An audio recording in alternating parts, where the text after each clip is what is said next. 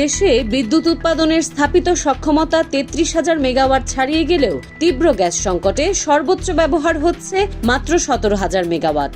সক্ষমতার অর্ধেক অলস ফেলে রেখে প্রতি বছর গুনতে হচ্ছে বিপুল অঙ্কের ক্যাপাসিটি চার্জ। এমন বাস্তবতায় নতুন করে ব্যয়বহুল এলএনজি টার্মিনাল বা এফএসআরইউ স্থাপনের পরিবর্তে বিদ্যমান সক্ষমতার সর্বোচ্চ ব্যবহার এবং কারখানার ছাদে রুফটপ সোলার বসানোর জোর পরামর্শ দিচ্ছেন জ্বালানি বিশেষজ্ঞরা।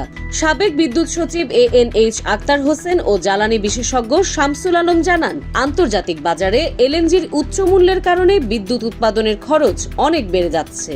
এই আর্থিক বোঝা কমাতে পোশাক কারখানা সহ বড় শিল্প প্রতিষ্ঠানের ছাদে সৌর প্যানেল ও ব্যাটারি স্টোরেজ স্থাপন করলে গ্রিডের ওপর চাপ কমবে। আর এর জন্য সোলার প্যানেল ও লিথিয়াম আয়ন ব্যাটারির ওপর আরোপিত উচ্চ শুল্ক প্রত্যাহারের দাবি জানান তারা।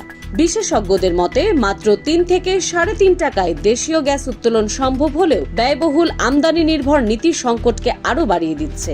ভোলার গ্যাস দ্রুত জাতীয় গ্রিডে আনা, সাশ্রয়ী কয়লাভিত্তিক বিদ্যুৎ কেন্দ্রগুলোর পুরো সদ্ব্যবহার এবং নীতি নির্ধারণে অভিজ্ঞ প্রকৌশলীদের যুক্ত করে সমন্বিত জ্বালানি পরিকল্পনা প্রণয়নই পারে দেশের শিল্প খাতকে সচল রাখতে।